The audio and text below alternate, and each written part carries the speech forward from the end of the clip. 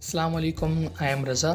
तो आज हम बात करेंगे एलिमेंट्स ऑफ ग्राफिक डिज़ाइन के बारे में। अच्छा, तो मैं हर एलिमेंट की सेपरेट वीडियो यूट्यूब पर अपलोड करूँगा, जिसके अंदर मैं आपको इमेजेस के ज़रिए दिखाऊँगा कि उस एलिमेंट को डिज़ाइन में किस तरीके से यूज़ किया जाता है और किस तरीके से लोगों ने अपने आर्ट वर्क के अंदर उसे यूज़ किया। अच्छा, तो मैंने पिछली वीडियो में बताया था ग्राफिक डिज़ाइन के बारे में, जिसके अंदर मैंने आपको ये बताया था कि ग्राफिक डिज़ाइन ये 2 वर्ड्स हैं। तो जो ग्राफिक के अंदर एलिमेंट्स यूज़ होते हैं उन्हीं को हम एलिमेंट्स ऑफ ग्राफिक डिज़ाइन कहते हैं, जो कि ग्राफिक डिज़ाइन के अंदर ग्राफिक का हिस्सा होती है, जिसको हम यूज़ करते हैं डिज़ाइन बनाने के लिए। तो बहुत सारे हमारे पास एलिमेंट्स ऑफ ग्राफिक डिज़ाइन हैं। जिस तरीके से अगर हमें कोई डिश बनानी होती है तो उसके लिए उसका जो भी सामान होता है वो हमारे पास एलिमेंट्स में आता है। जैसे हम बात करें, अगर चाय की हमने एग्जाम्पल लें तो चाय के अंदर दूध, पत्ती, चीनी, तो ये सारी चीज़ें जो हैं ये इसकी एलिमेंट्स हैं।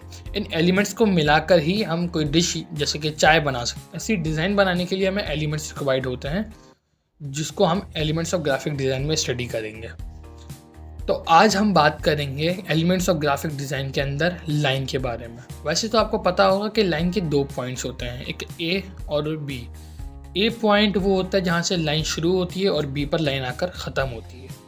तो चाहे वो लाइन डैश्ड हो या डॉटेड हो या जिगजैग हो या वेवी हो, तो उसके हमेशा 2 ही पॉइंट होते हैं। एक वो जहाँ से वो शुरू होती है और बी जहाँ पे वो ख़त्म होती है। ए से शुरू होकर बी पर वो ख़त्म होती है।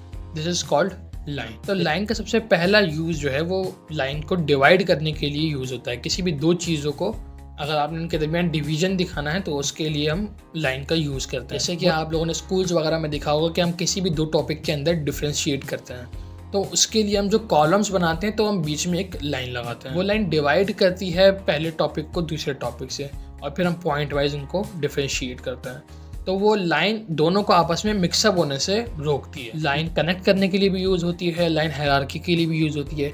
अच्छा, लाइन का एक बेहतरीन यूजेज है, ये मूवमेंट ऑफ आई के लिए भी यूज़ होती है।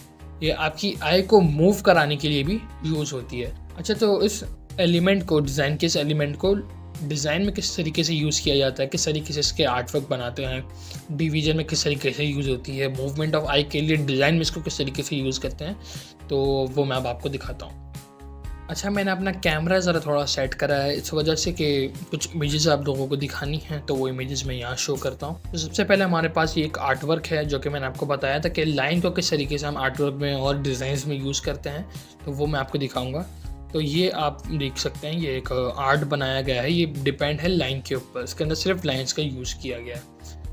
अच्छा, तो सेकंड हमारे पास एक ये आर्ट वर्क है, ये भी डिपेंड है लाइन के ऊपर। आप देख सकते हैं इसके अंदर लाइंस का किस तरीके से यूज़ करके एक आर्ट बनाया गया है। इसके अंदर आपको कर्व्ड भी लाइन भी दिखेंगी, इसके अंदर आपको कर्व्ड लाइन भी दिखेंगी और बहुत अच्छी तरीके से कुछ थिक लाइन भी हैं, कुछ थिन भी हैं इसके अंदर, और एक बहुत अच्छा आर्ट बनाया गया है।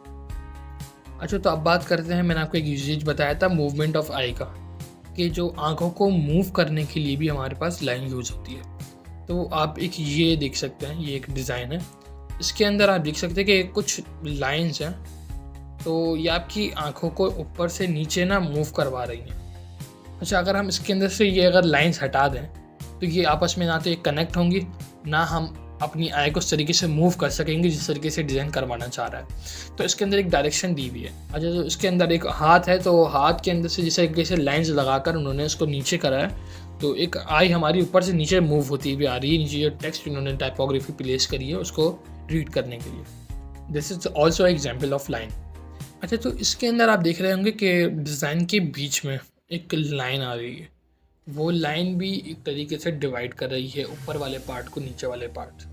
सो ये कुछ एग्जांपल्स थी लाइन की, कि लाइन को किस तरीके से हम लोग डिज़ाइन में यूज़ करते हैं, और भी बहुत तरीके से लोग लाइन को डिज़ाइन में यूज़ कर रहे होते हैं। तो आज की इस वीडियो में इतना ही, फिर इंशाल्लाह नेक्स्ट वीडियो के अंदर हम किसी और एलिमेंट के ऊपर बात करेंगे। मैं फिर उसके लिए अलग से एक पार्ट 2 बना लूँगा इसी का। तो उसके अंदर जो चीज़ें अगर आपको समझ में नहीं आई हैं, कुछ क्वेश्चंस आप लोगों के हैं, तो आप लोग कमेंट कर सकते हैं, मैं फिर उसके आंसर आप लोगों को दे दूँगा। अल्लाह हाफ़िज़।